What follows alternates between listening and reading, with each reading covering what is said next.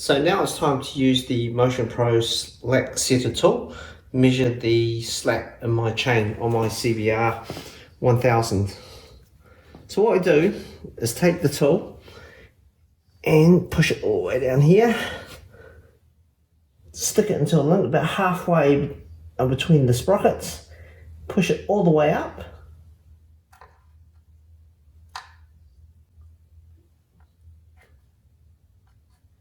then we slide it down, see how far our slack is. So the slack on my bike now is about 38mm, which is outside the tolerance level of the measurement. So I'm going to have to tighten it up a bit to get it within tolerance.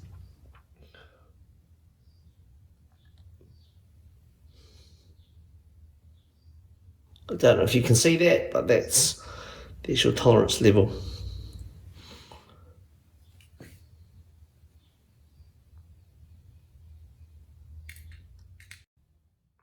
So I'm going to use a few tools here to make the adjustment to my chain.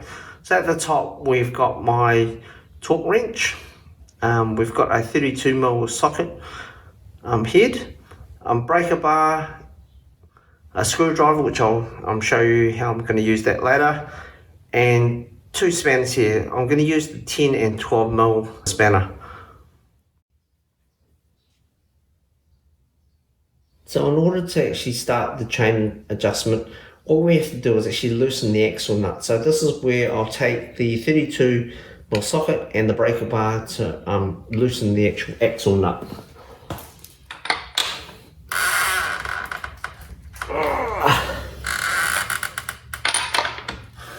And I only want to loosen it, I don't want to actually take the nut off the actual axle itself. With that done, what I'll do is actually loosen the lock nut and the adjusting bolts on either side. You will notice that there are little tick marks along the rear part of the swing arm. These are just indicators of how far you should push the axle back and forth depending on if you're tightening or loosening the axle itself.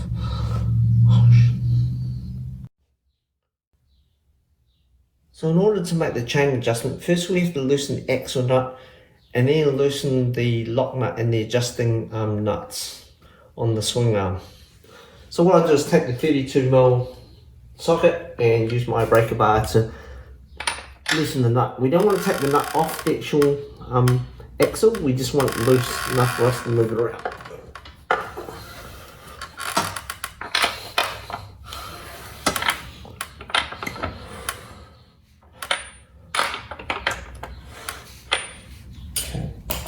Once we have it loose, then we can actually start loosening the locking nuts and the adjuster nuts as well.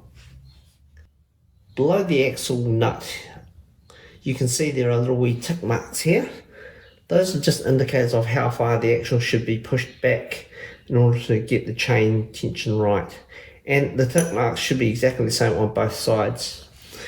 So what we want to do first is take a 12mm wrench and a 10mm wrench and just loosen those so we can actually make the adjustment. So 12 comes on this side to loosen the lock nut, and we'll hold the 10mm in the adjustment nut.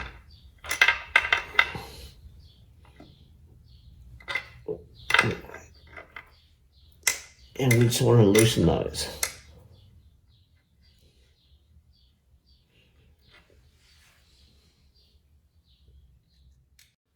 Likewise on the left hand side, as you can see where the chain indicator is. You've got those tick marks along the bottom, and again I use my 10 and 12mm wrenches just to loosen those up.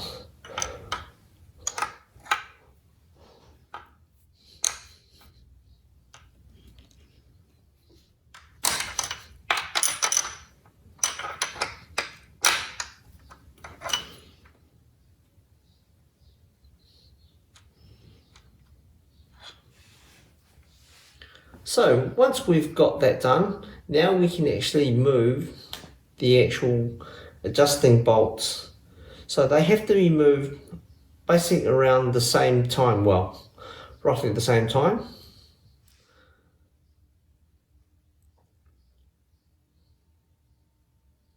So what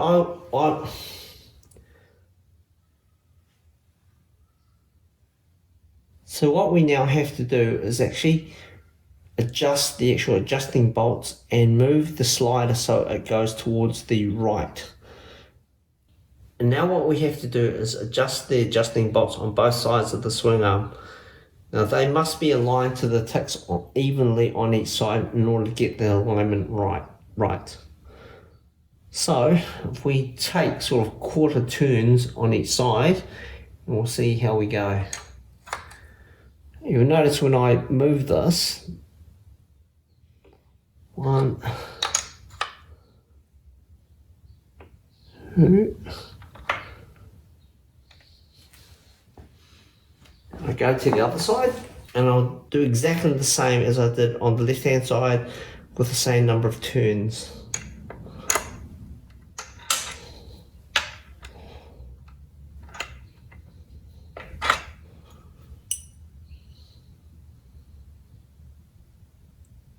And always remember to check how far the end of the axle has gone in relation to the actual tick marks on the swing arm.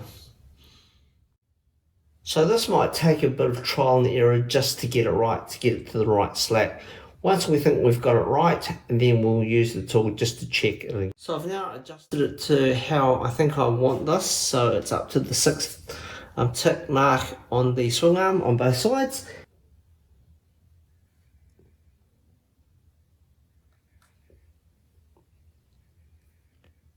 Don't know if you can see that, but that is now about 29-30 mil, which is within tolerance. So before we actually tighten up the locking nuts and the adjusting bolts, what I want to do is actually make sure that the adjusting bolts are aligned right against the actual axle plate. And the way to do this is to actually either stick a rag inside the chain and sprocket itself, or use a screwdriver. And what we do is that you just insert it into a link and get this to tighten up.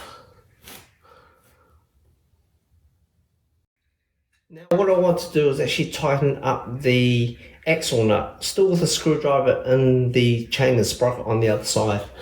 Now I don't want to tighten it up too tight because then I want to torque it back on.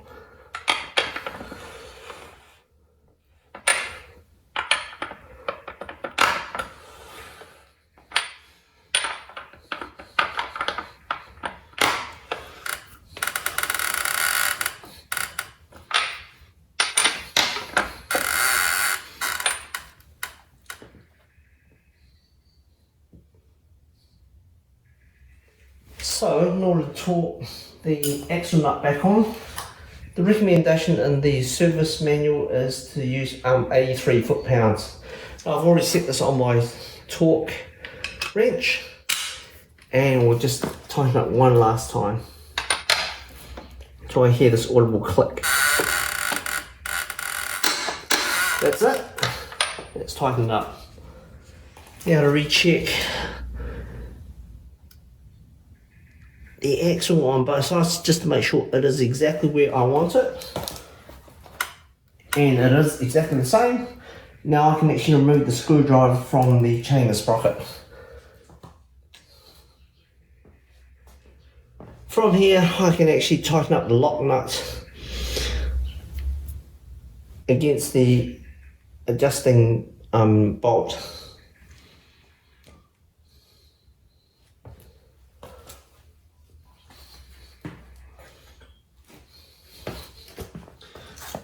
Put the 10 mil in the adjusting bolt, just hold it in there, and then use the 12 mil to tighten up the lock nut.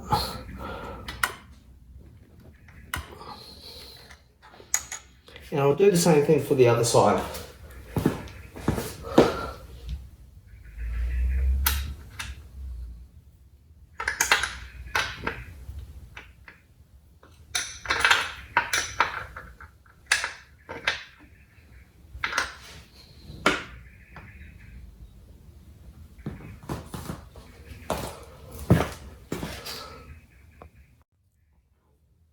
What I'll now do is actually recheck the slack in the chain after tightening everything. And again, it's in exactly the same as before. So that's basically on how you adjust a chain. But thank you for watching.